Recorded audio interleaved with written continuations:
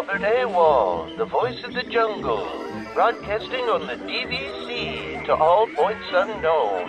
If you're within the sound of my voice, you're listening to Welcome Home Podcast on the DVC.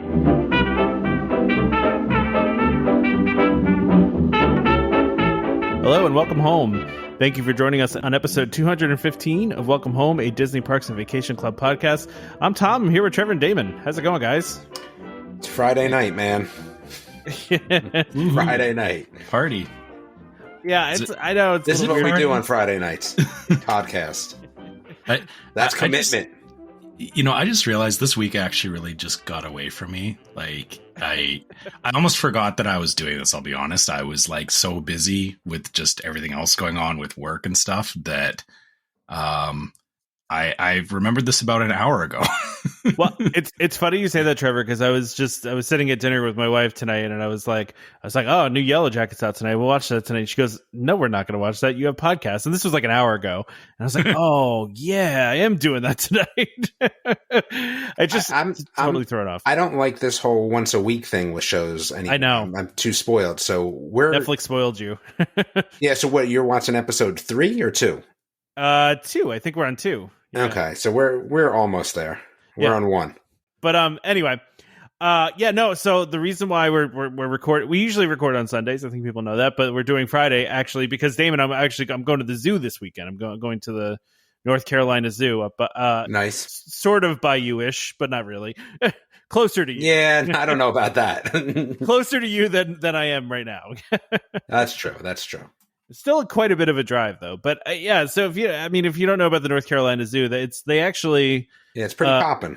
Yeah, and actually it's one of those behind the scenes zoo shows that is on like Animal Planet actually takes place at that zoo. So it's a really nice zoo. It's huge though. Like I'm going to be exhausted on Sunday.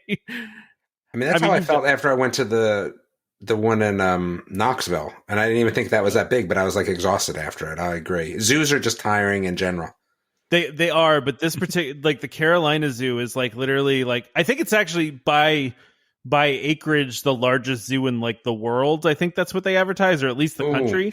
And we'll have to fact check that. No, they have a big billboard on my commute every day I go to work, and that's what they claim.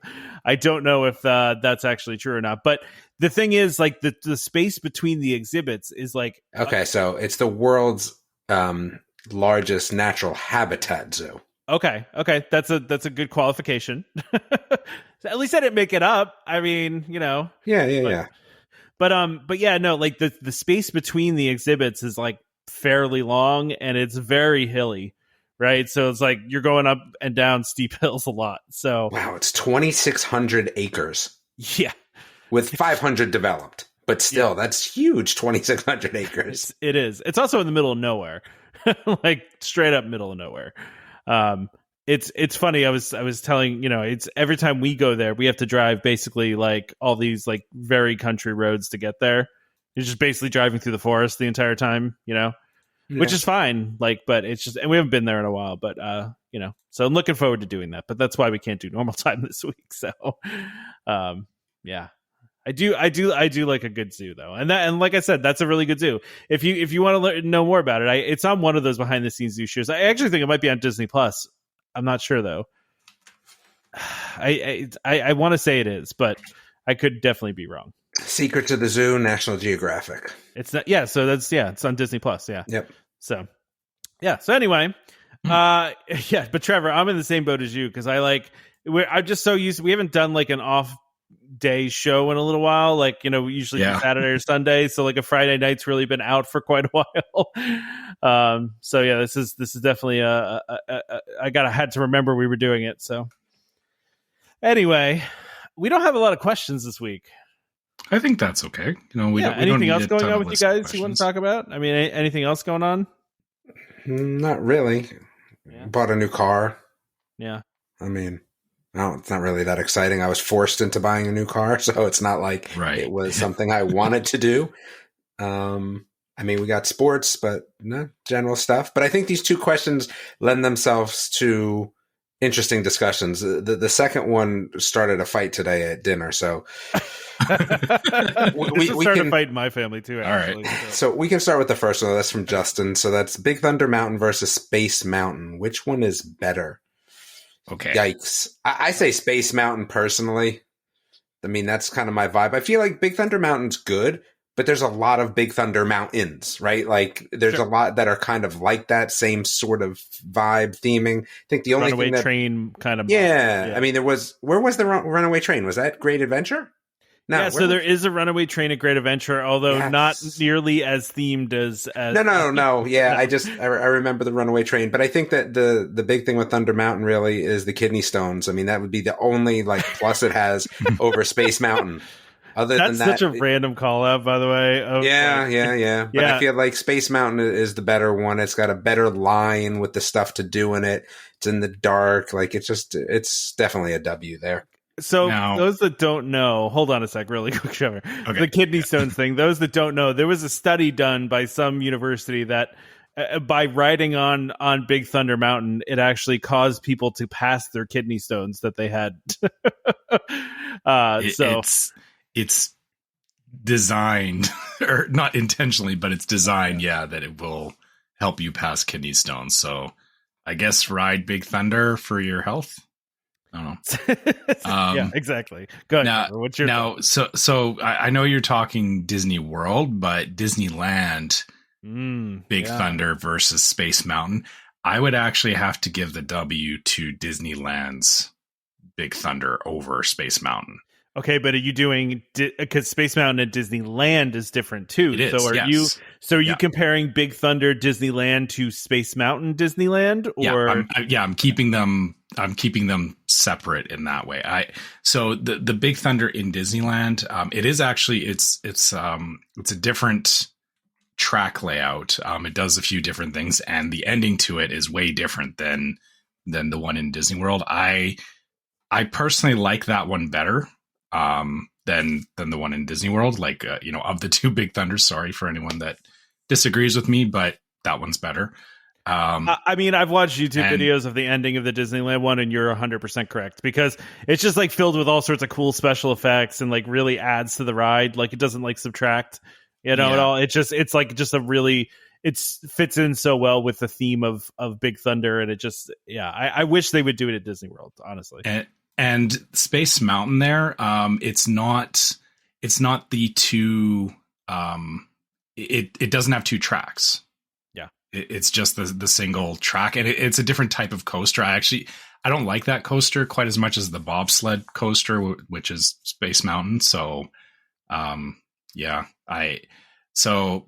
know this question wasn't geared to or wasn't specific around Disney World or Disneyland. So if we're talking Disney World, I would have to agree with Damon that, Space Mountain, I think is a little more entertaining, as a coaster, but if we're at Disneyland, I would do Big Thunder. And see, I of course, I'm going to be the one that disagrees here. Because I think I've talked about this before. My favorite ride at Disney is Big Thunder. I love Big Thunder, and I do like Space Mountain too. Despite the jokes on here, I do like Space Mountain.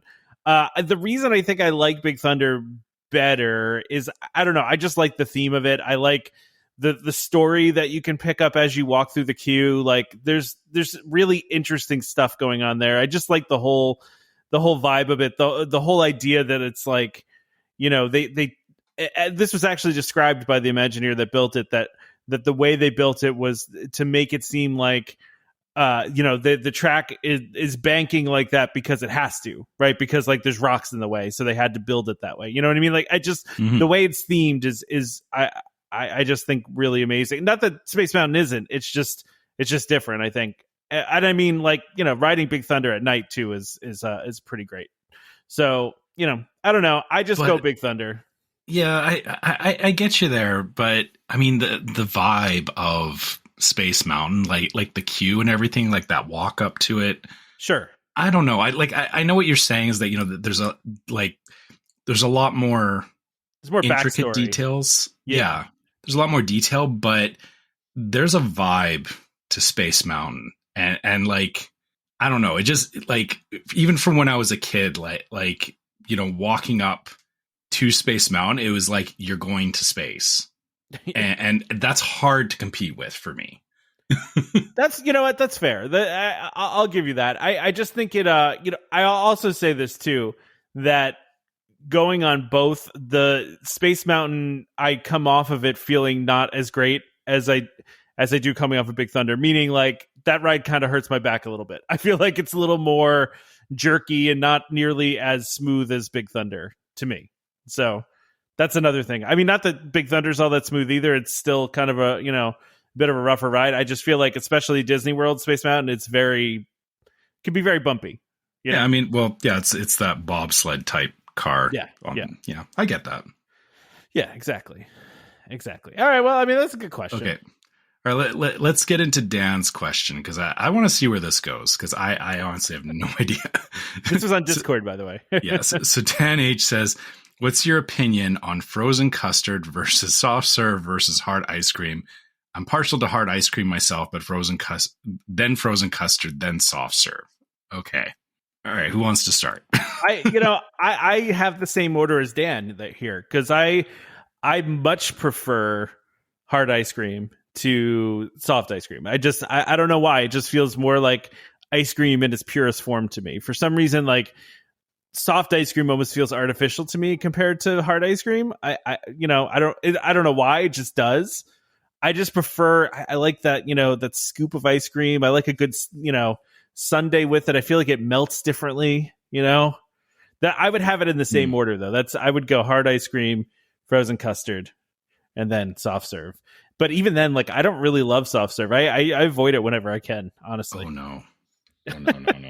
Oh, okay. Well, here's where the Dole Whip thing comes in. So no, not even the Dole Whip thing. I know Dole Whip is fantastic, but I mean, yeah, I guess, you know, always given the option that, like, I would go for soft serve. Like I always liked, you know, you get like, Dairy Queen has the, you know, the dipped cone where, you know, you get the shell on the it, chocolate dip or the shell. But it's like, you know, soft serve with the hard shell. But it's not soft serve. See, that's the thing. So there's a lot of, that's ice milk. That's not ice cream. Right? Yeah, so there's a lot of other options here. We have yogurt. Like, he just missed out on too many. That's true. You got ice milk. You have yogurt. Like, Dairy Queen is ice milk. I don't consider that ice cream. It comes out of a soft serve machine though, and it's a similar texture to soft serve. Going with but it's overall just different though. Yeah, but then you have soft serve custard, right? So hold on, right? And you have hard custard. There's both of those custards as well. There's a lot more to this question here. This is a too simplistic version of it. All right, make it more complicated, David. Do it. Yeah, go for it. I mean, so you have hard ice cream, hard frozen custard, soft frozen custard, soft serve ice cream, and I guess soft serve ice milk. I guess there's also hard ice milk, I guess, as well. I don't know. I mean, there's a lot here. There's yogurt, frozen yogurt. I mean, of both varieties as well. Like, are you getting into gelato or anything like that? You got gelato. You have gelato. Yeah. You know, almond milk ice cream. Like, you have a lot of things here. If I'm gonna leave what's right on the table, right in front of me here, I mean, I think in terms of what I like the best versus what I decide to eat. First of all, hard ice cream is terrible. It's definitely third, no matter what. No. Hard ice cream's stupid. So you have frozen custard, which probably tastes better to me, but that extra egg and calories and fat, I'd rather go soft serve ice milk. That's why we do Dairy Queen a lot. Just because it's a little bit better. And I mean, not great for you, but it's a little bit better. Still but Dairy Queen. I mean, come on. It's still Dairy Queen. But it's better. It's better calorie wise and stuff than frozen custard for sure. But I say frozen custard, soft serve ice cream. And then honestly, I don't even really eat hard ice cream because it's a waste of calories. What? I just don't like it. What? Because it's terrible. Like, why would you not want soft serve? No, because it's not as good as hard ice cream. Hard ice cream is way better. No, absolutely not. I'm guessing you don't have any cold sensitivity because that's kind of what turns me. Yeah, because no, I do. I just like. I avoid it because it just hurts my teeth. Like, that's why I don't see. But that's why I don't do cones usually, right? Because like I don't want to have to like First of all, cones I don't like Race to finish it.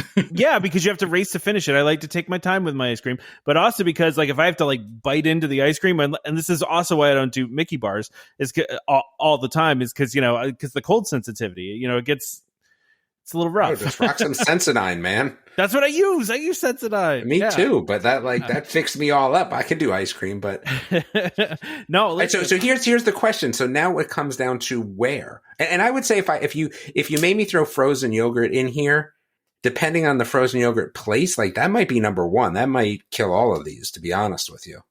So what's your number one frozen yogurt place then?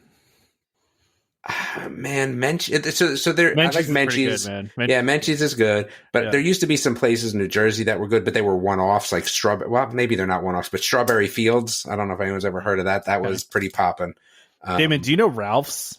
No, where's that? Because that was a Jersey chain, but they literally, no joke, In the South though.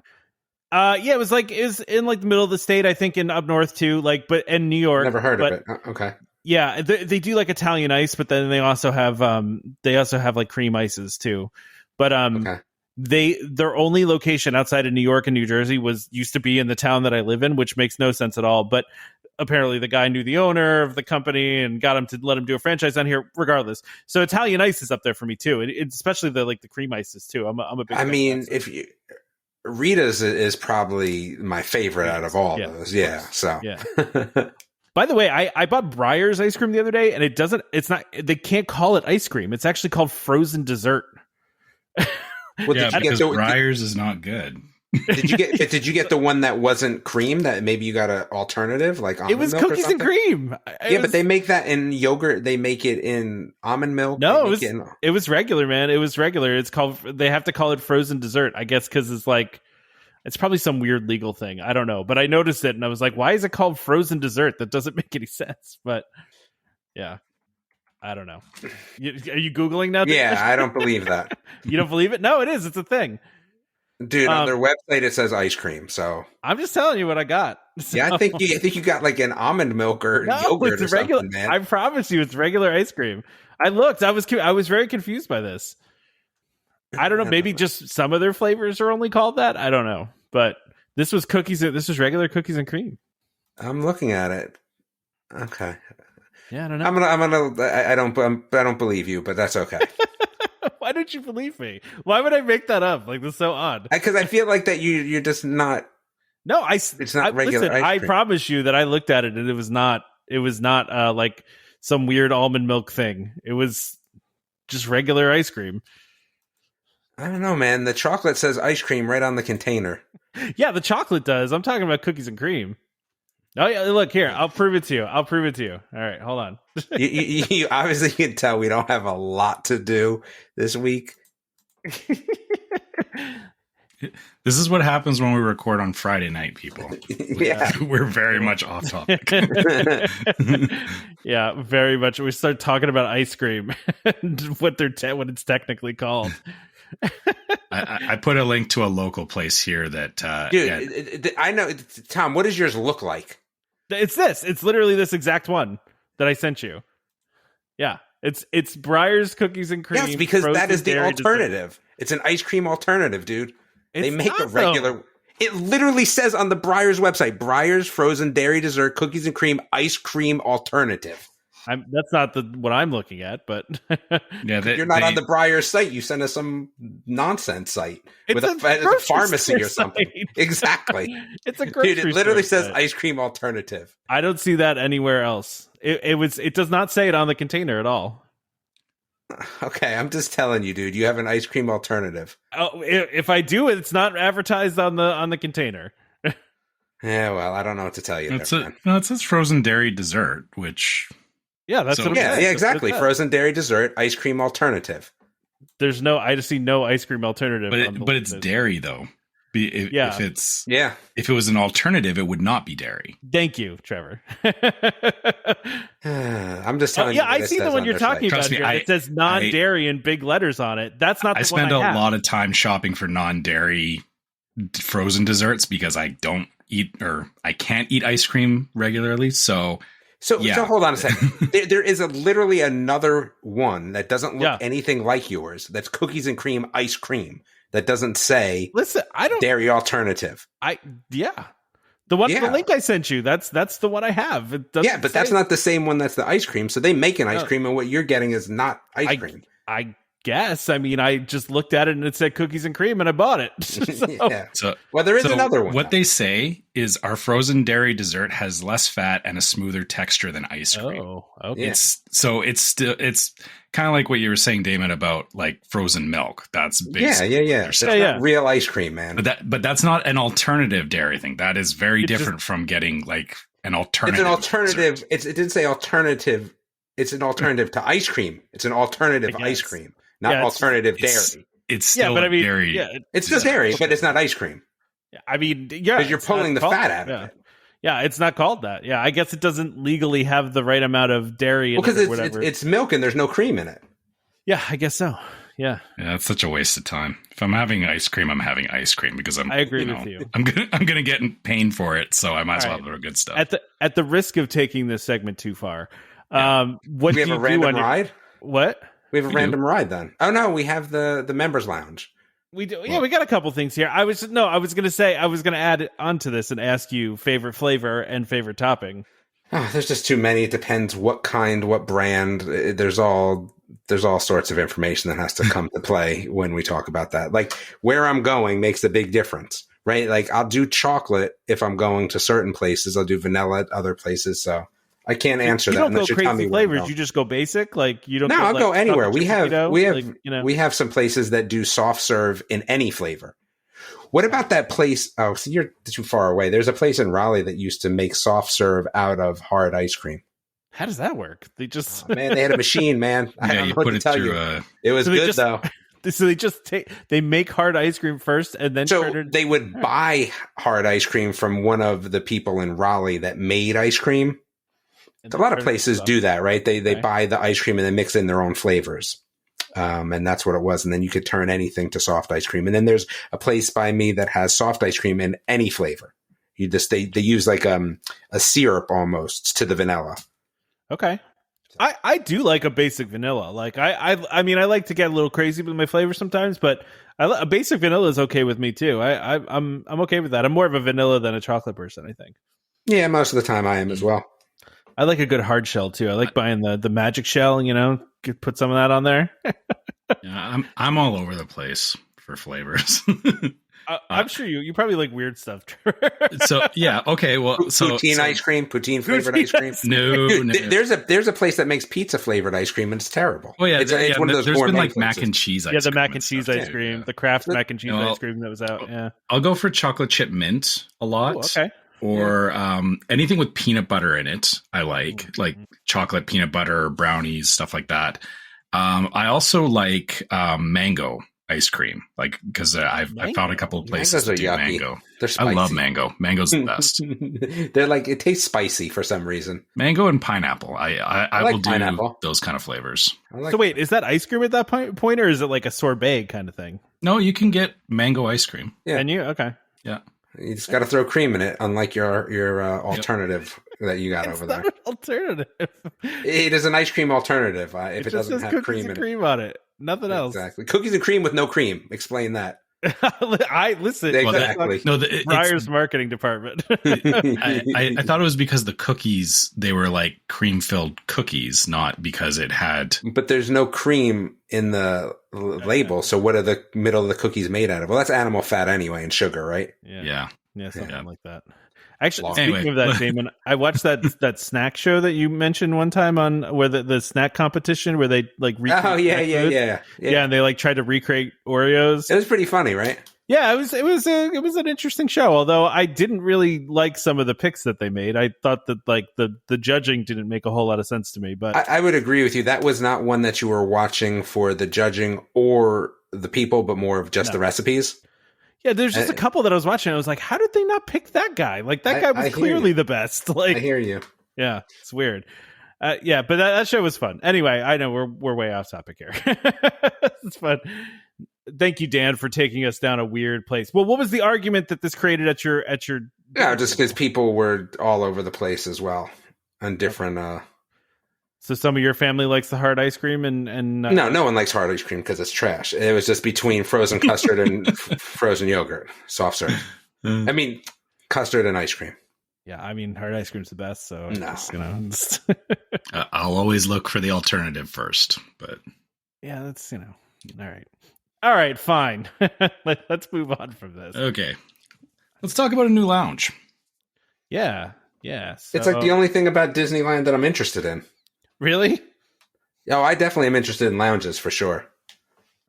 I mean, who isn't interested in lounges? So yeah, I mean, like, listen, we saw the concept art for this, and it looks pretty much exactly the same in real life as the concept art. Like, it really was a good representation, right? I mean, it's very well themed. So for those that don't know, this the DVC member lounge is going to open April 19th at Disneyland Resort. And this is, where's this located, Trevor? Do you know where it is? It's in Tomorrowland. It's in the heart of Tomorrowland. So it's I guess the closest equivalent, if this is where I think it is, kind of where Carousel of Progress is in Disney World, it would be in that similar location in Tomorrowland. Okay. Yeah. So, Gotcha. and actually, yeah, it's all weird. Tomorrowland's all weird between Disneyland and Disney World. It's, like back towards Space Mountain, but, it's the building that used to be the Star Wars launch bay in Tomorrowland. Got it. I have to say the theming in this lounge is really, I mean, I feel like it's completely different from the one at Disney World, right? Because at Disney World, they just kind of like took over a space and like kind of barely themed it. Like, it seems like they built this out like specifically for, DVC, and then really themed it not only to DVC, but also to Tomorrowland. But is there windows? Like, is there windows? It doesn't look like there's any windows. Yeah, that's what I'm saying. That's the problem, man. Yeah, well, that's because of that building. It used to be like Carousel of Progress, so the building doesn't have windows. Yeah, right? That's a minus, though, man. That's definitely a minus. Yeah, I mean, on the plus though, complimentary beverages. I mean, overall, I think it's a win for sure. But I just feel like I would have liked the window. I think that's what makes the one at Epcot so awesome. It's not the theming; it doesn't matter. It's just that it's got these windows that kind of look out, and that's kind of cool. Yeah, I mean, especially when it's raining, because you're like, it's even better. You're like, oh yeah, it's raining out there, and I'm not out there. I'm watching the rain go down the windows of the pyramid while everyone else is running for cover. Yeah, no, I agree with you. I think the big part of the charm of the Epcot one is the amazing view. I mean, it's got a one of a kind view. Besides the free snacks and drinks and stuff, we always enjoy that. And of course, it has the seating and Wi-Fi and device charging stations and all that fun stuff. All the cool stuff that the Disney World one has, just except no windows. But like I said, I think the theming is extraordinarily cool on this. I think they did a really nice job with it. Yeah. Do you know what's kind of interesting though about where this lounge is that you can actually hop on the monorail from downtown Disney, ride the monorail into Tomorrowland, get off, and walk over and go sit in the lounge. Oh, that's nice. Like, that's it. Yeah, I know what you mean, Damon. Having windows so you can like people watch and whatnot would be awesome. But I mean, the location is still pretty nice. I'm not even talking for people watching, just to see what it's like outside. Like I said, when it rains, people watching's also a good reason. But you can't really people watch at the one in Epcot, though. I mean, no, you can't. But I mean, you can people watch inside of it. All the hooligans that put their feet up and try to move chairs, but take their shoes off and take their shoes off and make themselves. Like, I want to take my shoes off, but I just wouldn't because I'm not a hooligan. I'm not a hooligan. Yeah, I mean, like, I agree with you. I would love to take my shoes off in there, but I also don't really want to, I guess. So yeah, I go ahead. Sorry. There's so many reasons to not take your shoes off in a public space. I agree with that. Okay, so anything else about this lounge? I mean, besides. I really, like I said, I think there's like the cool mural that they have right in the beginning there with like a cool futuristic rocket ship with the DVC logo on it. And just like the carpet. The carpet's very Epcot to me, actually. Yeah, it's kind of interesting how they like you said the theming of it into Tomorrowland, which I kind of get why the Epcot lounge isn't as themed, because it's kind of like sitting on top of the Imagination Pavilion. Yeah, it's like a quote unquote temporary space too, right? Yeah, I don't know how you would theme that any more than it is, but yeah, this is definitely they took some time to really think about it, and when you're in Tomorrowland, you don't want to walk into a space that's like totally removed from Tomorrowland. So yeah, I like it overall. One thing I want to say about this is like it feels like an absurdly large room with not enough furniture in it. Like that first picture. I think you'll feel differently when there's actually people. You think so? Okay, because it just feels like there's not that much furniture in it, and there's like so much more space for more furniture. That's what it feels like anyway. I don't know. But I'm trying to figure out what that picture in the background is on the wall there. That almost looks like, is that like the That's Epcot. That's what I thought, right? It is the Epcot. Yep. It's like, yeah, the city it's of Epcot concept art.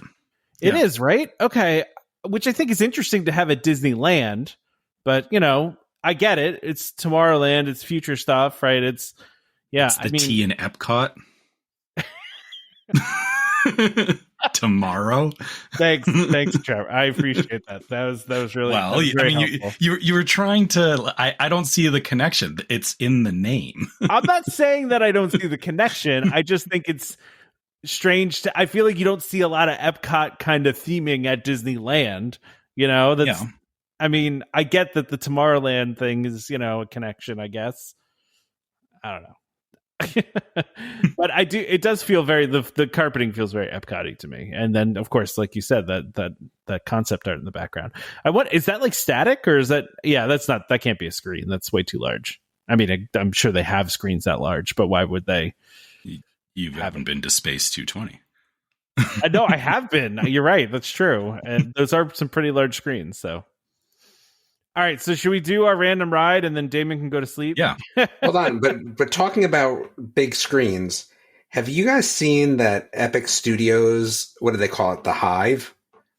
Where they like kind of like what they do for The Mandalorian.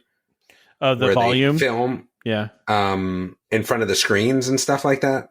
No. Have you seen that? No. I have not. So go watch this, because I think it's really interesting. They just allowed some people to come into the one at Epic, right? So as everyone knows, I'm sure Epic is, well, it's closer to me than Tom, but it's in North Carolina.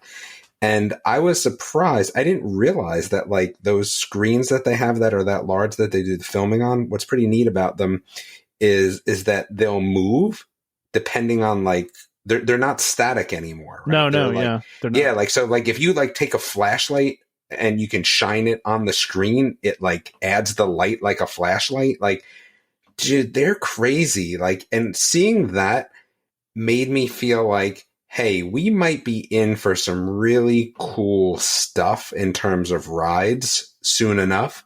Using that kind of technology? Okay. I think it's super expensive now, right? I mean, they're filming Epic Game stuff and Mandalorian and things like that. And I think the Epic Game one is actually a little bit more advanced than the one for Mandalorian, which is crazy. They were having press go and look at it, the one in Epic. I was like, man, that would be a dream. But anyway, just relating it back to Disney, I think we're going to get to that point where all of a sudden, like, isn't that, remember we were talking about the Moana concept ride? Yeah. Or, we said, I don't remember if it was Moana, but it was a patent for like, a ship or something. I think that's where we're going. And that interests me as much as holograms. That would be pretty cool. So. Yeah, no, there was a patent they filed for like what seemed to be a Moana kind of ride, right? Yeah. Like, where it was like a boat ride and there was like a gigantic kind of screen, like the volume, where it's like it changes like the whole screen changes like based on your like perspective and where you're looking and like it's all like go check out this Epic stuff. It's pretty neat. But yeah, we can do a random ride so I can go to sleep. I like that idea. You like the sleep idea? I like the sleep idea. I've been hitting mute an awful lot and yawning, so yeah, I'm definitely down with that. Yeah, that's the downside of doing it on Friday night is Damon gets tired really quick. Turn into a pumpkin at like 8:00, man. All right, let's spin the wheel then. All right. Oh gosh, not this again. I hate you asked this me to spin the wheel. You asked me last time. Wait, but here's the question. Is the wheel randomized in terms of sound, or is it just the same static sound every time? I don't know what you're talking about. It's a real wheel. Randomly. It's a real wheel. Is it a random length sound? It's randomly a wheel spinning, yes. That doesn't answer my question. It wasn't meant to answer your question. You're not supposed to be pulling back the curtain on this. This is supposed to be, right. Which, by the way, never mind, Trevor. I was going to say, Trevor, do you want to tell them what you're going to start doing? Or? Well, I don't know how that's going to work yet, but okay. I figured because, this is for our Discord folks, because I'm going to do this on Discord it's really, it's not a huge deal, but I'm actually going to spin the wheel live on Discord for those that want to see what happens, or, that it is random. So, people can stop saying that we're not randomly picking rides.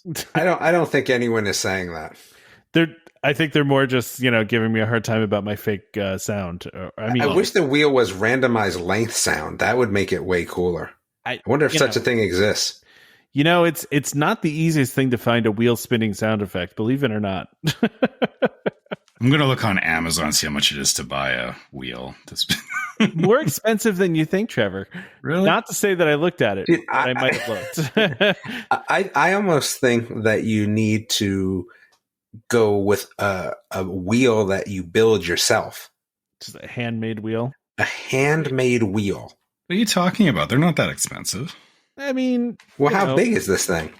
Yeah, how big of a wheel are you talking about? It's got to be big, or otherwise it doesn't count. I mean, this one's 18-inch, so it's... No, it's like a pizza, man. Okay, we need room to store said wheel, too. This isn't The Price is Right, Damon.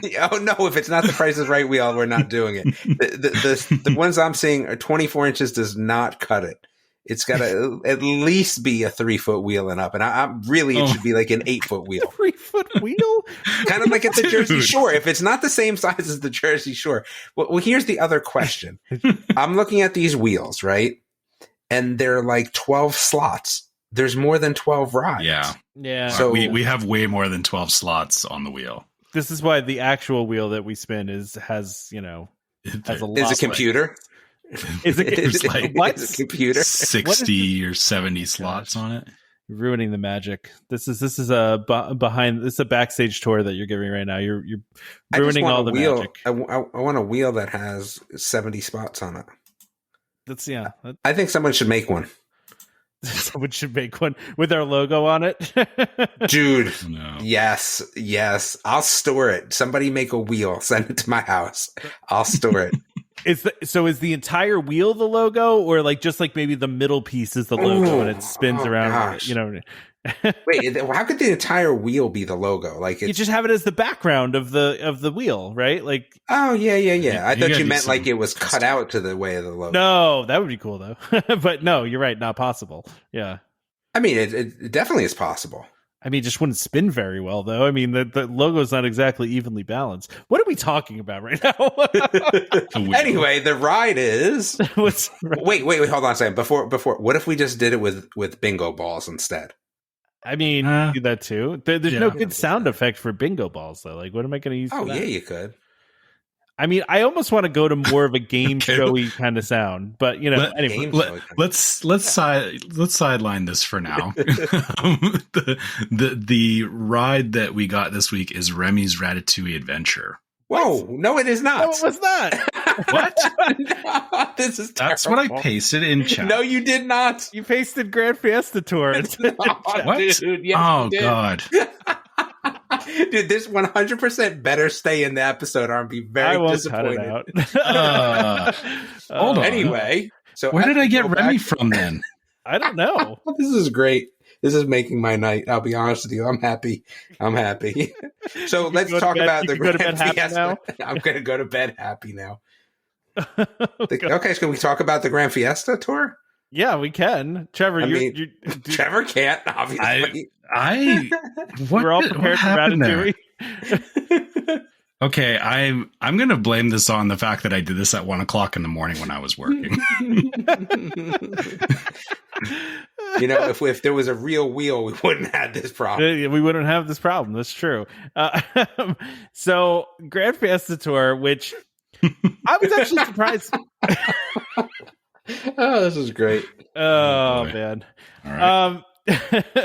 So the funny thing, about Grand Fiesta Tour is it's one of those things that like never has a line, and like it's almost like a secret that's not a secret. Yeah, it was like the Maelstrom, right? Where it was like it never had a line. You could go and chill in some air conditioning for a little while and just take a nice, relaxing boat ride, right? Yeah, it's like a C plus Ellen or something. C plus Ellen. I mean, so the interesting thing though is I don't remember this. I obviously went on this when it wasn't Grand Fiesta Tour, but I don't remember it not being Grand Fiesta Tour, and it really hasn't been this for that long. Right, yeah. Like it only turned into Grand Fiesta Tour with the Three Caballeros in 2007, which is crazy. I thought it's been there longer than that. To me, I don't know. 16 years does not feel like that long. Okay, I just feel like I don't know. I don't remember it being all that different. And maybe if I watch a video of El Rio del Tiempo, the one before it, maybe I would just remember it, but. I mean, I don't think it's all that different, right? They just threw in like Donald Duck and. Yeah, I mean, I remember it vaguely-ish, right? But I think that the newer one definitely sticks more in your mind, right? Because of the characters as well as, just being newer, I think. Yeah. Yeah. Like you said, the funny thing is I've ridden it before they turned it into Grand Fiesta Tour, and I don't remember it at all. Like that's what I'm saying. I don't remember it at all. This is a weird, it feels like we're in a different universe, right? Like, like we're all collectively remembering something that didn't exist. What is that? The whole Mandela effect thing? Mandela right? effect. Yeah. So because I in my mind it's like always been there, right? Like, and by the way, so the original was an opening day attraction for the World Showcase at Epcot, right? So like the original opened in October 1st, 1982. And then, like I said, it changed over in 2007 to this Grand Fiesta Tour. By the way, what do you guys call this ride? Because we always call it Three Caballeros. We never call it Grand Fiesta Tour. Correct. We do as well. Yeah. Like this, I actually forgot it was called Grand Fiesta Tour for a long time. I feel like everybody does, right? Nobody calls it Grand Fiesta Tour. I also will say this one too, like I said, never has a line, but when it does have a line, like there's no space in that pavilion for a line, right? Yep. Agreed. Yeah. Very cramped queue too. Very cramped. Good. Sorry. It almost feels like it feels like the queues in Disneyland, which I guess kind of makes sense because it was built a long time ago.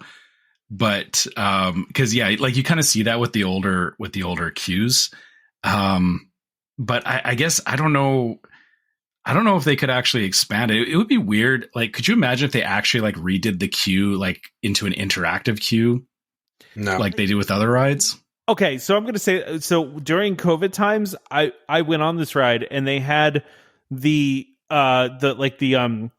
plastic sheets up. On the railings, right? And it was I felt like I don't get claustrophobic, but I was getting claustrophobic in the queue because like literally I had to like shrink my shoulders in because I was in a glass box. You know what I mean? Like that's what it felt like. So, I mean, I can't imagine if they were to make it interactive. I feel like they'd have to take the queue. They'd have to like reroute the queue outside somehow because there is absolutely no room in that pavilion for a queue. Yeah, part of the I feel like they'd have to take out some of the shops to fix the queue in there because got that glass figure. And nobody's buying anything. Ever but I like those shops there. It makes it feel like you're there. I agree. Yeah. I like to go and look. Like I like to go and look at the cool glass figures, but like I don't think I've ever seen anyone actually buying anything in that shop. But it almost doesn't matter, right? Because the shop is kind of part of the ride almost. Or the pavilion, right? Yeah. So it's okay if no one buys anything. It just kind of makes sense that it's there. I like this ride a lot. I like it more than I think I probably should it was the last time we went when the kids ran on it when I was getting food that like annoyed me. Like I was annoyed because I was like, yeah, I like that ride. Like, and they're like, oh dude, it's only, 3 caballeros. Who cares? Like, nah, dude, I care. I like that ride. Yeah, I agree with you. I actually really like this. It's kind of one of those weird things that we always have to go on. And nostalgic Disney is what it makes you feel like. Yeah. Because it's like it's almost like a Mexican themed Small World in parts. Yeah. Mm-hmm. And like the Small World kind of figures that they have are very cool, right? And like it's nothing like crazy, right? It's very Small World-ish, and there's screens in it, right? And it's just a slow boat. But you also get your characters, right? So you're getting your classic characters on top of that, which is really good as well. I like that. Yeah, no, I agree. Good. The only complaint I would have on it is that it actually needs to be longer. I actually don't think it's a long enough ride, even though it is a boat ride. How long is it? I don't even know. Trevor would have known if he knew what ride we were picking. Yeah, I know. They're never going to live it down. Well, I mean, you guys saw it. I posted this into chat at like 1 o'clock in the morning. You did. Yeah, I woke up in the morning. I was like, oh, okay, cool. 3 caballeros. Yeah. I was delirious when I picked it. I do really like the animatronics of Donald and Jose and why am I forgetting the last person's name? Panchito, yeah. Thank you. Plus, there was a cartoon about this. Yeah, like that's the cool thing. Like I know it didn't get as much love in the U.S. as other countries, but there's still a cartoon that goes along with this ride. Yeah, I mean it's super old too, right? It was 1944. Well, no, there's a 1940. I'm talking about the new one. Oh, I'm talking about the original. No. I'm talking about there was a whole new series, an animated series. Yeah, they tried to start a new series with it as well. They did. But I think it did better outside of the U.S., but it's still, I don't know, was it only one season, Trevor? I forget. Yeah, it did. Yeah, I think they did the first season and then they dropped it, unfortunately. Well, have you seen the original from 1944? Because I actually watched that with my daughter because my daughter loves Donald. I don't know why she just loves Donald. It's like her favorite. So we watched this one, and it's just this was like it was very very very well done. Like, and it's a really good short, especially for the 40s, right? Yeah. So again, I just think it's nice that they kind of brought it back. And I think that kind of brings new people, right? Some new thoughts to the ride. I don't know. I didn't think that it was that bad, to be honest with you. But yeah, it looks like there was only one season of it, 2018. Okay.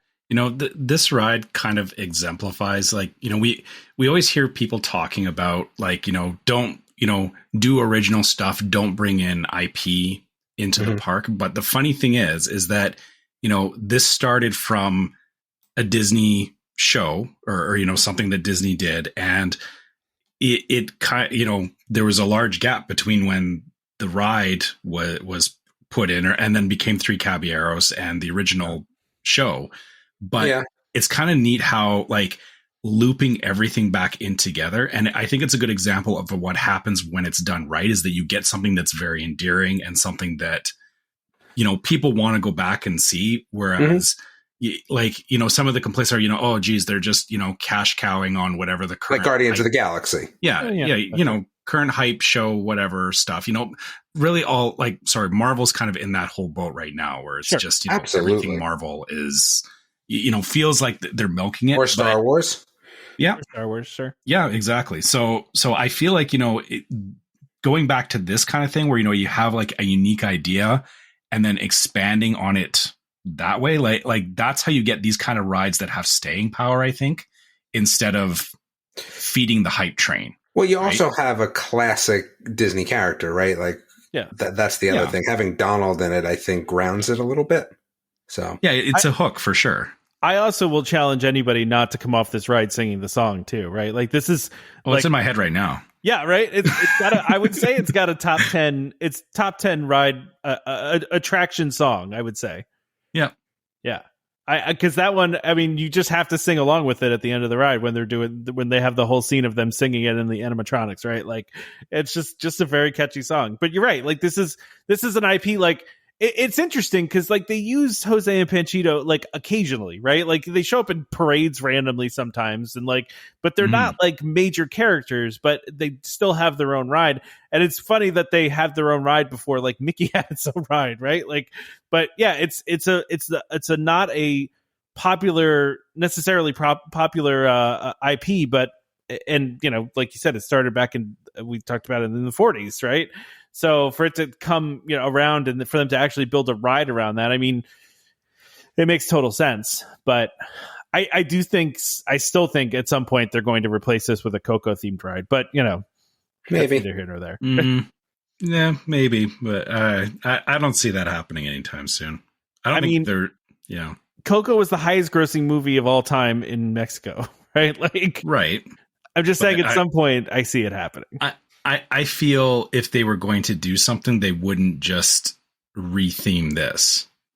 There would be, you know, I think if they were going to do a Coco ride, there would be far more to it than just this. Well, and to your point, right? Like we said, like if they tried to make this a popular ride, they don't have the queue space for it, right? So if they were going to build this, they would basically have to rebuild it backstage and have a queue that doesn't run through the middle of the Mexico Pavilion, which is extraordinarily tight because of all of the shops and the, you know, tequila place and the restaurant. The restaurant, yeah. Which I do. One of the charming parts of this ride to me, by the way, is the fact that while you're eating at the restaurant or while you're on the boat, you're just kind of like slowly cruising past people just eating their dinners. It's the same thing as riding Pirates in Disneyland. That's exactly the same vibe. Like you go cruising by and, you know, people are eating and you're waving. You're either on the boats waving at the people eating or, you know, vice versa. Exactly. Damon gave us the Porky Pig exit and he's gone.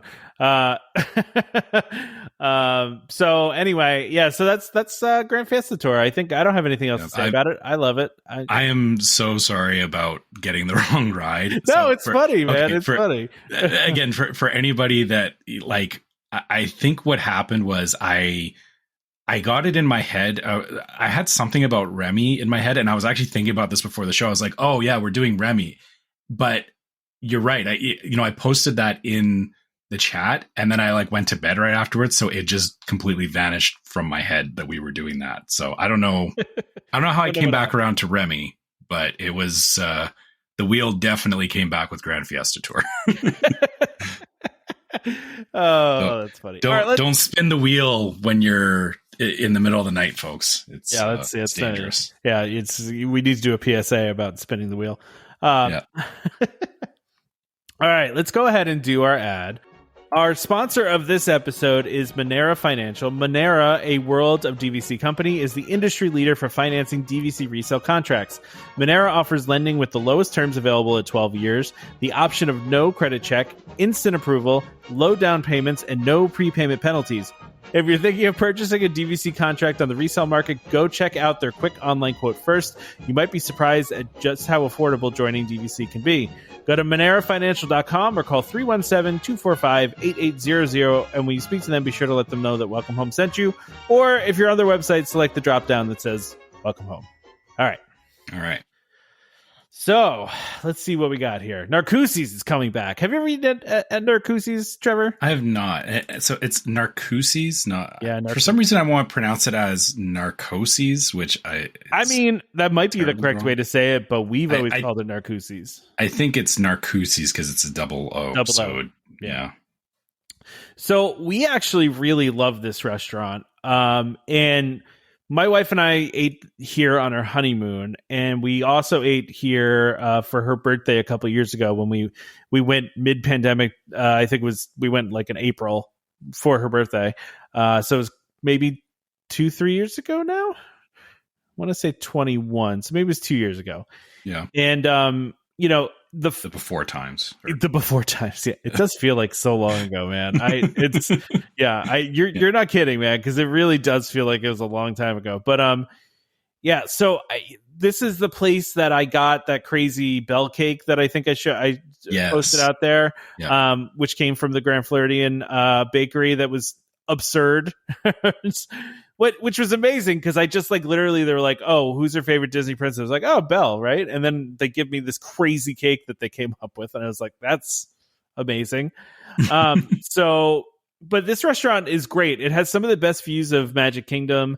It has amazing theming. It was honestly the service we had when we were there last time. We had the best service we've ever had at a Disney restaurant. We loved our server. Like she was amazing. She was just so accommodating, so sweet, really just amazing overall. So I'm a huge fan of Narcoossee's, and I was kind of happy to hear that they were redoing it a little bit. I don't think there's anything wrong with a good retheme. But I mean, they're keeping it the same as it was. But it's definitely a place you go. It's a high end place, right? It's a signature dining experience. You definitely go there if you're looking for a fancy meal. It's not, I mean, you see lots of kids there, but it's not a place that, a lot of people would bring their kids. Yeah, because if it's fine dining, you don't want to be, especially with a big family, that can get expensive very quickly. Yeah, but I will say this is one of my favorite restaurants to eat at night because, as you can see from like the pictures on here, there's all these open windows. With, you can see right across to Magic Kingdom, watch the fireworks, all that.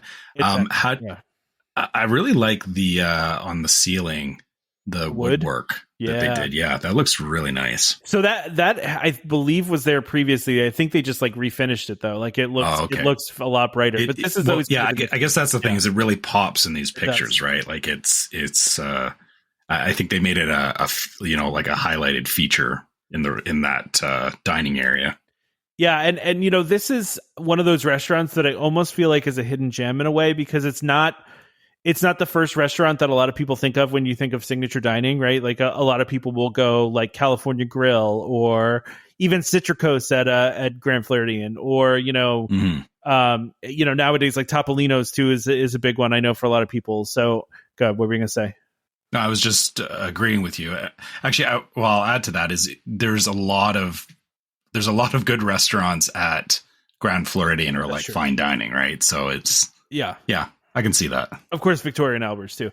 I will say this is one of those places for me that it's always a little bit of a challenge to get food at because it's very seafood oriented. So, and I'm not a big seafood guy, as you know. So my wife likes to get unfortunate.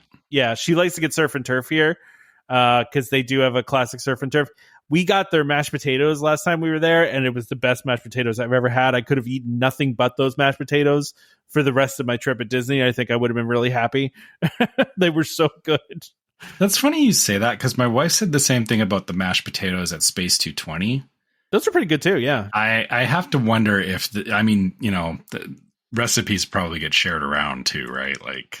Yeah, I mean, it's true. Yeah, I mean, I found the food at Space 220 to be excellent. I mean, we all really enjoyed our food, and the portions were very big, and we really liked it, and of course the ambiance too. So, but I know your wife was like, I think she said one of her best meals, right, on the Facebook page. She like really loved it.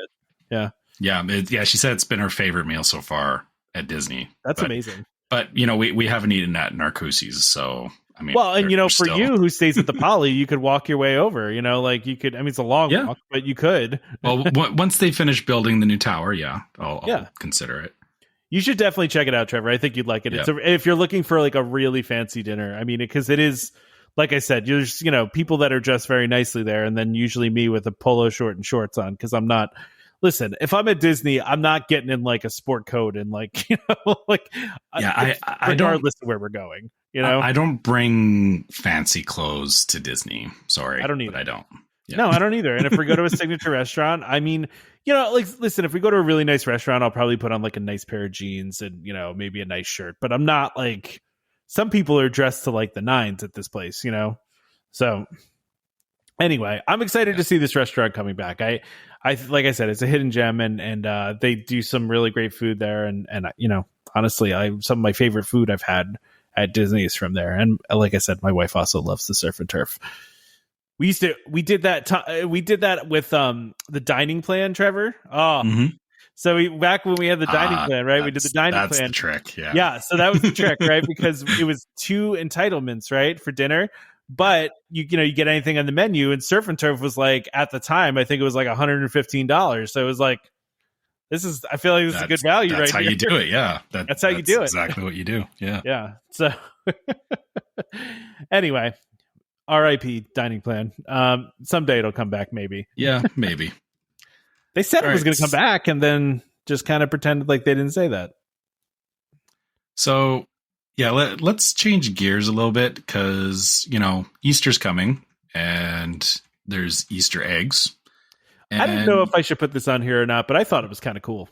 I actually like this. I really like seeing, I mean, like you, I like seeing some of the behind the scenes of how, it's a great article on how they do some of the different Easter eggs that are on display at the Grand Floridian. Yeah. And at the resort too. Yeah. Yeah. These things are amazing. Like, every year I'm like, I don't know about you, but it's like, when Easter comes around, I'm always like, oh, chocolate Easter egg stuff. And, when I hear, Disney's doing, Easter eggs, you kind of like, yeah, okay, painted Easter eggs, but like these are always so crazy. They go crazy. No, they really do. They go crazy. I mean, the first picture on here is Kevin from Up, and it's straight up 6.5 feet tall, and it says 1968 hand painted feathers. It's crazy. The detail is incredible. Yeah, I'm looking right now. The two that got me are the Country Bear Jamboree one is just awesome, and one is awesome. And the Alice in Wonderland. Like my wife would, she would, I could leave her for an hour staring at this, and I would come back and she'd still be there because she loves Alice in Wonderland. But we should mention too, it's a working timepiece. It's actually a clock. Yeah, they built a clock into an egg with a whole bunch of gears. I'm sure not all the gears are actually functioning for the clock, but still, man, it's incredible. It's a half an egg and it's filled with gears for a clock, and then it's like a full-on clock. It's so awesome. Yeah. And then the Country Bear Jamboree one is the the sunbonnets on stage. Mm-hmm. Man, if they ever get rid of Country Bear Jamboree, I'm going to be so bummed. Oh, don't put that out to the universe. I know. Remember, there was a rumor a while ago they were going to put like a Toy Story show in there, and then Disney vehemently came out against that rumor. And we're like, that's not happening. But yeah, no, man, I love Country Bear Jamboree. It's another one of those things that's like classic Disney that like I just feel like is one of the untouchables. There's a couple untouchables in Magic Kingdom, especially like Small World, Peter Pan. I feel like that's one of them, but I don't know. Yeah, you're right. I think it's there is a list of rides that they should never substantially do anything to. And, absolutely. Country Bear is in there. Now, further down this page of eggs, so there's an interesting figment. It looks like a figment topiary egg. Yeah, it looks like a topiary, but is also an egg.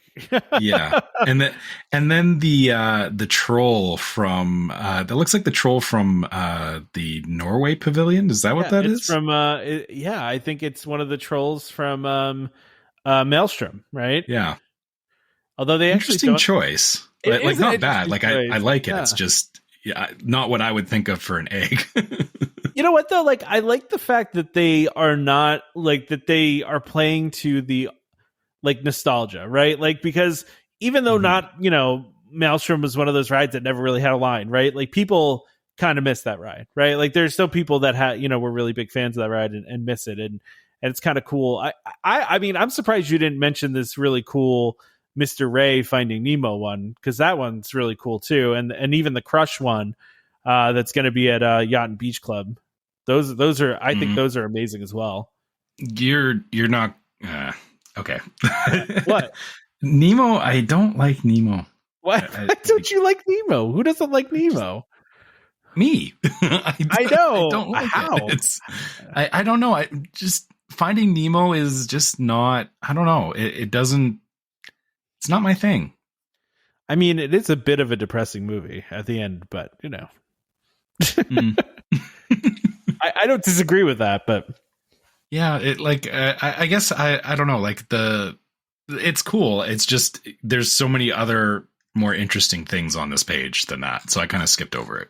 I mean, even if you don't like the movie though, like the Mr. Ray one, I think is pretty cool. But yeah, the Mr. Ray egg is cool. The way that they set it up in there. Yeah. But yeah, I mean, I also just like this painted one they have, which is all the variety of characters on them too. That one is cool too. But I don't think it's as cool as the ones that are like, really intricate. But it's definitely got its own thing too. I'm just amazed by anybody that can do this kind of stuff. Like, because I'm just so not artistically inclined in any way, shape, or form. Yeah, this is the thing is, it's like I was saying is, you think about, do an egg sculpture, right? And yeah. Like you said, most of us think, shape a, here's an egg, like that. You don't, your mind doesn't go beyond that, but just the creativity of these things. And it's like, hey, how do we work a scene from a show into an egg? Like, yeah. That's a weird conversation to have, and to think that, there was like probably a meeting at some point where they sat down and figured this out. I mean, I kind of wish that was my job, By the way, did you watch the actual video that's within this article? Because there's a whole bunch of other cool ones that they don't even picture. Yeah. Like, there's a whole bunch of other ones. Like, man, they got like a Mickey and Minnie's Runaway Railway one. They've got, a cool Stitch one. Oh, there's like a 20,000 Leagues Under the Sea one. Yeah, I did see with the Kraken although it's interesting they don't make it actually like look like the Nautilus, but it's like, it's still kind of cool with the octopus on top of it. So yeah, I wasn't sure how you were going to feel about this particular topic, so I'm glad you enjoyed it. But no, yeah, I like it. Hey, Easter's coming, so I feel it's fair that we talk about a little bit of Easter stuff. Yeah. So one of the other things too. Anything else you want to mention about that before we move on? Sorry. No, let's keep going here. We'll just mention this because I know you're not really into cruising, but I felt like it was worth bringing up. So if this is so far removed from, I know, yeah. But I do think it's kind of interesting because those that remember, there was this almost completed cruise ship that was like basically would cost like billions of dollars that couldn't find a buyer, and then Disney ended up buying it, and now we're finding out. And the rumor was always that it was not going to come to the U.S.; it was going to be somewhere else. And now we know that it's going to be out of Singapore.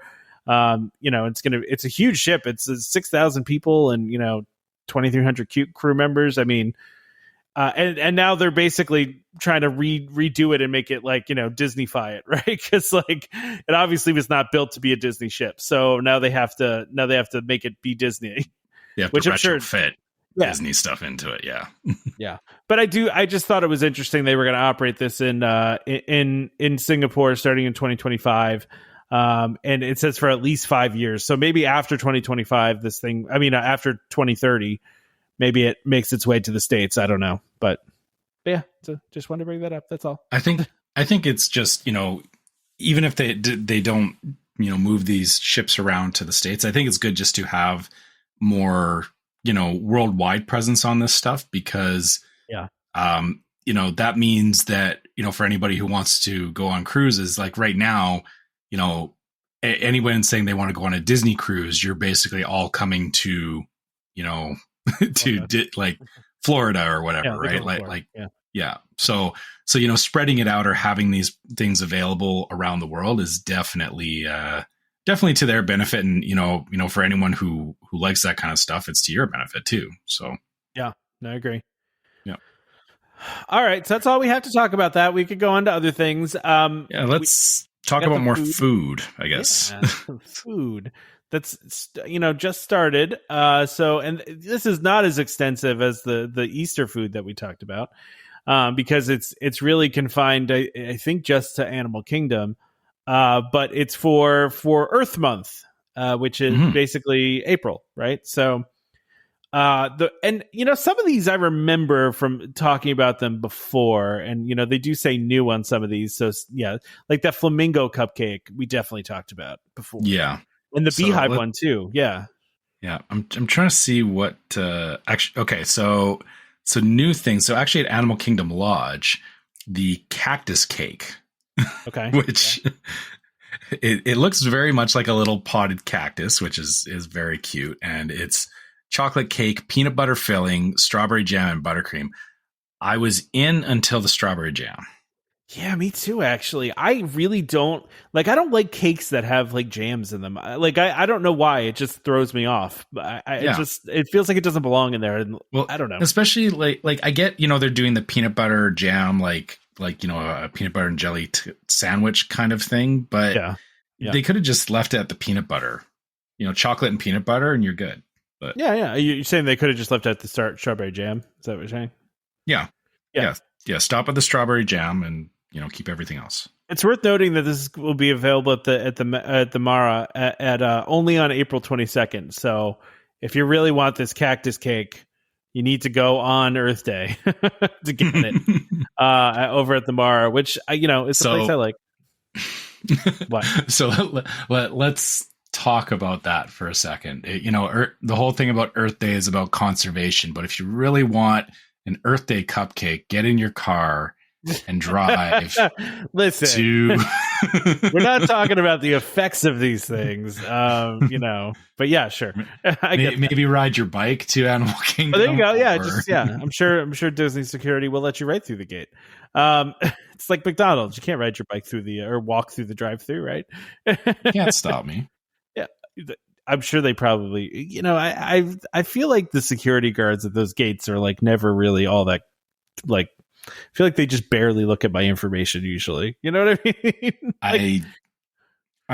I do you really want to test that? Because I feel like Disney guards, like if you they don't care because you're doing something normal, but if you rolled up like if you just walked up, I'm sure that you would pique their interest, and I don't think I want to pique their interest. But how many times though, like I've rolled up and been like, "Oh, I have a dining reservation," which is always true. Like I never lied about it, but they don't check anything; they just let you through, right? Like I'm just saying, like it's not, it's the illusion of security, Trevor. Again, I feel there's more there that I wouldn't want to. No, I don't want to risk upset anything. them. Yeah, no, I'm with you. I'm with you. So another thing they have is over at Sanaa, one of our favorites to go to over at Kidani Village is, and I don't know the correct way to say this. I mean, do you want to give it a whirl? Down at Sanaa, this thing that's on a board here, all the way down. It's right below it's the next picture.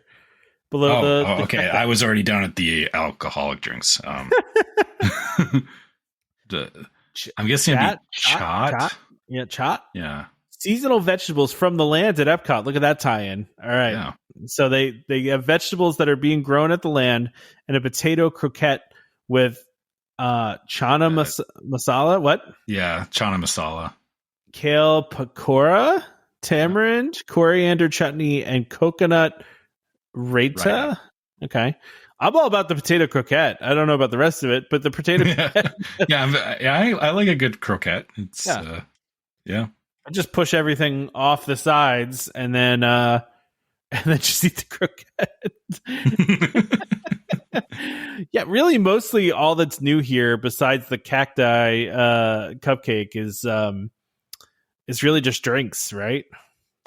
Actually, I further up I did see Pizza Fari does have a couple of new things in Animal Kingdom. So there's the elephant cupcake, which is graham cracker cake, pineapple filling, matcha buttercream, and then a white chocolate elephant celebrating Earth Month. That elephant is very detailed. It is very detailed. Yeah, I'm not in favor of the pineapple filling or the matcha. So really? Oh, that's too bad. Yeah, matcha's not my thing. Well, I'm not sharing mine with you then. That's fair. You don't have to. I'm okay with that. Well, they also have the Gorilla Falls Exploration Trail Sundae, which is nice that they're naming something after the Gorilla Falls Exploration Trail. Brownie with a scoop of vanilla ice cream, caramel sauce, and trail crunch mix topped with white chocolate image of Kajana. Is that that's the one gorilla that they have. Yeah. Okay. Yeah. Yeah. I mean, what is the trail crunch mix? I don't know what that is. It looks like is that like trail mix? So like, I mean, but it doesn't look like trail mix though, right? Like it looks like, I don't know, kind of looks like cereal. Kind of looks like Captain Crunch. Yeah, maybe. I don't know. I would try it though. I mean, you know, I like a sundae. What about the roasted mushroom and leek pizza? I don't like any of that. I mean, it seems like something you would eat.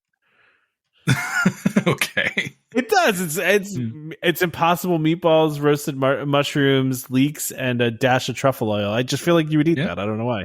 Yeah, I would try it. I mean, it's not.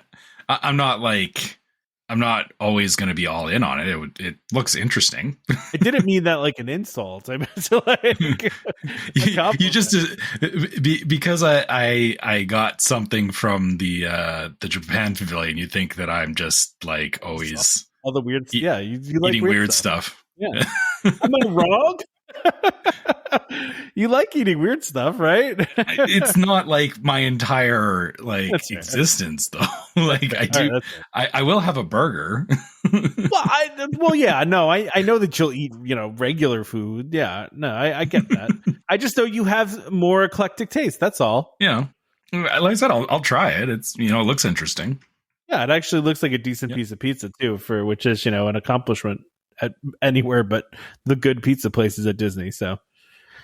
I mean, that's really all we got here, right? I mean, do you see anything else that's jumping out? No, that's, I think that's good. It's, they're offering a couple of unique things and going into this month, and then we'll be into, Flower and Garden Festival. So, yeah. So, last thing I have on the rundown today is there's a rumor going around, and this is being reported by, WDWNT, so of course, as usual, grain of salt, rumor that the Main Street Electrical Parade will be returning to Walt Disney World, and Paint the Night will return at Disneyland in 2024. So this is saying that Main Street Electrical Parade will return to Walt Disney World. It's assumed that the parade will return to Disneyland this summer for a seasonal run, and then we'll go back to Disney World, and then in 24, Paint the Night will make its return to Disneyland. So, no actual dates for this, right? But, they're generally 2024 and 2023 for Electrical Parade in Disney World and Land. So here's the thing, I think it's been sorely missing, right? Like at Disney World, I feel like it's needed a nighttime parade. Specifically Magic Kingdom, I feel it missing when I'm there, I miss having this. And so I really want this back. And also this article talks about too, that Paint the Night, part of the reason it ended in the first place was apparently there were issues with batteries for the floats, and that cast members had a hard time with the costumes, I guess, that were obviously glowing and filled with batteries as well. So they're even more impressive than what you see in Main Street Electrical Parade, because there's the same types of costumes in the Electrical Parade, but they do even more of it in Paint the Night. So absolutely, and they're all lit up, obviously. So so I this also mentions too, about how they basically, the reason why it's been that's the reason why they canceled it and why it's taken so long for it to come back as well, is just because I guess the floats are still being repaired and they're replacing all the batteries and getting it back into show shape, which I guess is going to take a long time. So I know you, Trevor, will be happy with the idea of Paint the Night returning, right? Like, because I think you've said before on the show that you really like that one. It's definitely of the two parades, I definitely like Paint the Night more than Main Street Electrical Parade. Really? Not to say that Electrical Parade is bad, but I just really like Paint the Night is such an awesome parade, and it's such it has such a great energy to it. Like the Electrical Parade feels it's very lighthearted and everything, but like the soundtrack of Paint the Night is way more exciting, and also the floats, like when you see Mac from Cars, the float for him is just crazy. Like There were rumors for a long time they were going to bring Paint the Night to Disney World, right? Like they were going to, yeah. That's kind of why I was hoping that maybe this rumor was wrong, and that, maybe Electrical Parade can stay at Disneyland and Paint the Night can be the one that comes over to Disney World. But I still have to say, I don't know if you remember this, Trevor, but when the last time they brought Main Street Electrical Parade back to Disneyland, they put out like a little video that they produced. I watch that every once in a while because it like straight up, I the way they put it together just kind of like gives me like kind of chills in a weird way. Mm-hmm. Like it's a very cool video the way they did it, right? Because they're like walking around the warehouse of all of like the old props from the parks. And like like the person like screws in a light bulb and everything lights up and the music starts playing. It's just a very well done commercial that kind of hits at my nostalgia. But to your point, Trevor, I almost feel like Paint the Night is like the parade that like it's the Main Street Electrical Parade now, right? Like it's the advanced version of it, right? And like Main Street Electrical Parade will always be stuck as the 70s version, right? Like it's still very 70s, and that's why people like it, right? Because it's the nostalgia play, right? And people would probably be mad if they tried to update that, right? But they did update it by building Paint the Night and some of the other nighttime shows that they've done. But yeah, it's for me, if I want to go nostalgia, Main Street Electrical Parade. Now listen, I haven't seen Paint the Night in person, but my daughter loves the video of it on YouTube, and we've watched many videos of it many times. So I haven't seen it in person, but I know what the parade consists of, Yeah. So yeah, you're exactly right. The thing for me is, Electrical Parade feels like a carnival, right? Yeah. Which, is not bad. It's definitely, a good feeling you want at Disney, like I said, that very lighthearted, but yeah, something about Paint the Night, like just, the way that they worked the music together, the way the floats come out, and we've watched it. We've seen it 3 separate times at Disneyland, and every time it would like the thing about it is that there's not a lot of parades that I'll actually stop and wait for, like there's, because even the current parade they have running at Disney World, with Maleficent and everything, it was like, we saw it, but now that I've seen it, it's like, okay, that's going on, that's cool. If I happen to catch it, great. Paint the Night though is like, the last time we saw it, we actually they had a package where you got lunch at one of the places in Disneyland, and then they gave you a voucher for a fast pass area for Paint the Night. So we actually did that, which how often do you like fast pass a parade, right? Like the old fast pass system, I feel like we did it one time with Festival Fantasy, right? Festival Fantasy. Yeah. So, I feel like we did fast pass it before, back when they had fast passes for that. But I know what you're saying. Yeah. So for me, like I said, Paint the Night is like, for me, it's the better show right now. And I think, you actually hit the nail on the head that it's an updated version of Electrical Parade. Yeah. Which, I think for me, that's why I like it, is that I don't quite have the attachment to classical Electrical Parade. Like I didn't see it a lot when I was younger. So I wasn't like, it's not like stuck in the back of my head that I need to watch it. But Paint the Night is something that I think it's also, goes back like a lot of things for me, is that it's something that we did with my son when he was younger. And so I have a lot of memories tied around that as well.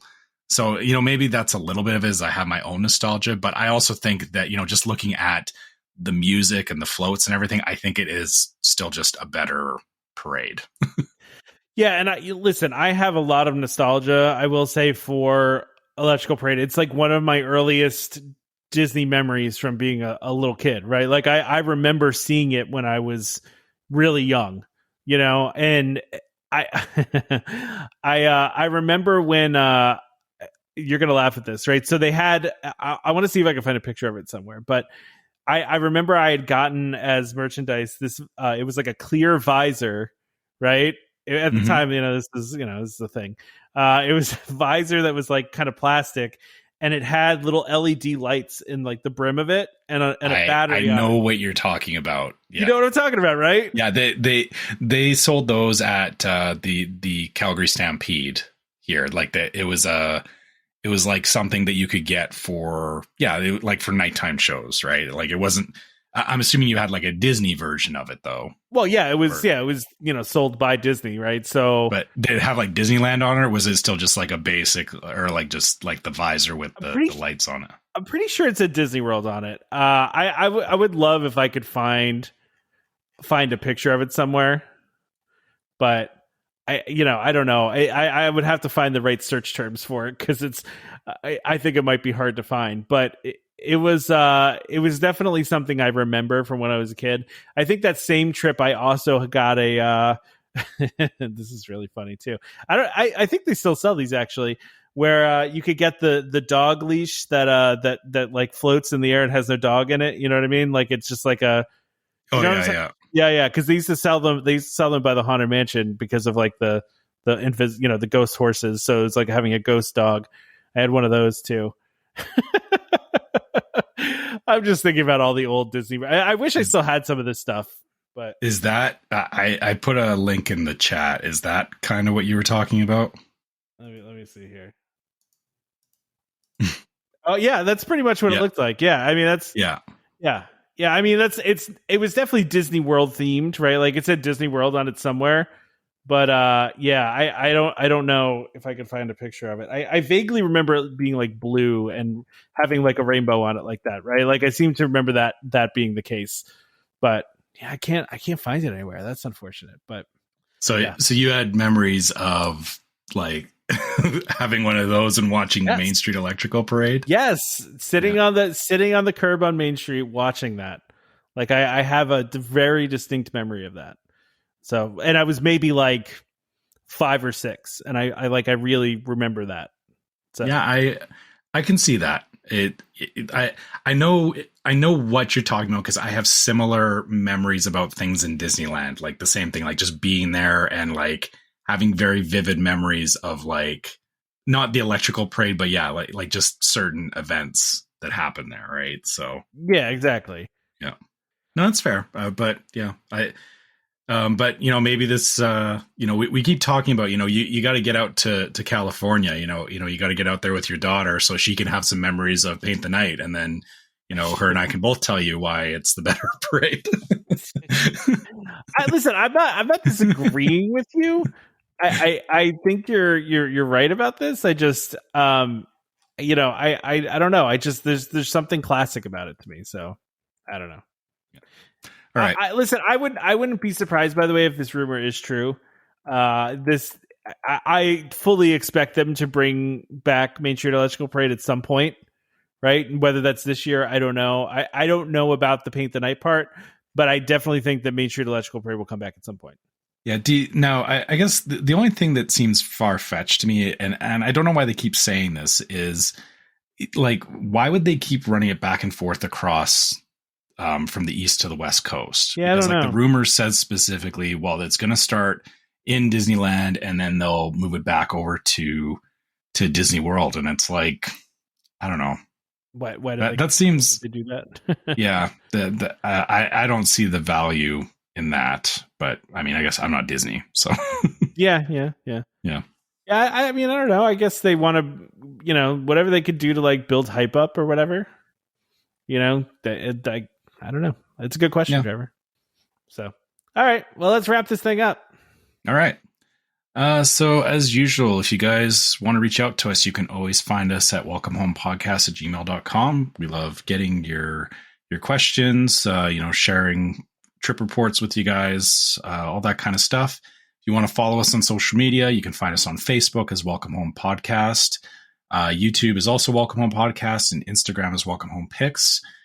If you haven't joined the Facebook group yet, have a look for Welcome Home Disney Waitlist. It's our great Facebook group with a lot of great listeners in it who share memes, talk about the shows, talk about their own experiences. People will throw questions in there about Disney or DVC stuff, and there's lots of great people in there to help answer questions. And, we also love, we love just talking with our listeners about things we talked about on the show and just Disney stuff in general. So, please come join us if you haven't already. Also, if you want to support the show, you can go to store.welcomehomepodcast.com and check out some of our different merchandise. There's t-shirts and mugs and all kinds of good stuff that has the podcast logo on it. And you can also support us on Patreon at patreon.com/welcomehomepod, which has exclusive merchandise that you can't get in the store. It is Patreon only. And anyone who supports us on Patreon also gets access to the Discord server, which is another place that we like talking with our listeners. And sometimes we do things on Discord that we can't necessarily do on Facebook. Like I said about the spinning the wheel is, something I can share on there. So when I'm not asleep, by the way, You're not asleep. I won't do it at 1 o'clock in the morning if I'm going to do it live on Discord. So. Yeah, of course. Yeah. Of course. Yeah, exactly. And if you're listening to us on iTunes or Spotify, please leave us a 5-star review. It helps more people find the podcast. And leave us a review on iTunes because we enjoy reading those and hearing your feedback. Yeah, I just sent you. I think I found it, by the way. Okay. I think I found I don't remember it saying I'm a winner on it like this one does, but I do. It looks just like that one in my head. And I'm trying to think, it says 15th anniversary on it. I was like, could it be the 15th anniversary? It might have been right around, it was probably the 16th or 17th anniversary, right around that time, but maybe they were still selling them. I don't know. But that's what it looks like. It had a rainbow thing on it and all that. So anyway, don't forget to subscribe to Welcome Home Podcast so you can be reminded every time we release a new episode. You can find us on Apple Podcasts, Google Podcasts, Amazon Music, TuneIn, Stitcher, Spotify, just about any podcast app out there. Just a reminder to our listeners, Welcome Home Podcast is for entertainment only. We are not employed by the Walt Disney Company, and as such, all opinions we express on the show are our own. So please consult a Disney cast member or DVC representative for more information about anything we talked about today. Big thank you to the sponsor of this episode, Monera Financial, and of course, World of DVC for continuing to support the show. So please check them out for your DVC needs. Join us next time for more Disney Parks discussion. Of course, more DVC talk. We hope to see you all real soon. This is Skipper Albert Awol, the voice of the jungle, signing off from Welcome Home Podcast on the DVC. Do a huddle when we hit a chair. How she can cuddle is no